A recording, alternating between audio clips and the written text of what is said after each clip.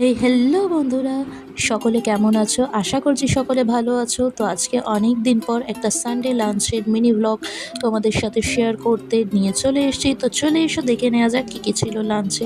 সবার প্রথমে এরকম সুন্দর লাল লাল ঝাল ঝাল একেবারে কষা চিকেন, আর তারপর ছিল এরকম নোটে শাক মাছের মাথা দিয়ে। জাস্ট কালারটা দেখো, কালার দেখেই একেবারে খেতে ইচ্ছা করবে।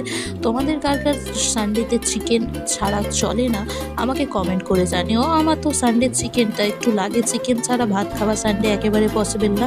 তারপর বলতে বলতে ভাতে এরকম লেবু চটকে নিচ্ছি, তারপর সুন্দর করে এরকম শাক মাখিয়ে ভাতটা এবার মুখে পোড়ার পালা। দেখো, শাক সবজি একটু খেতে হয়, আমি খাই না সেটা ঠিকই, মা বকে বকে খাওয়ায়।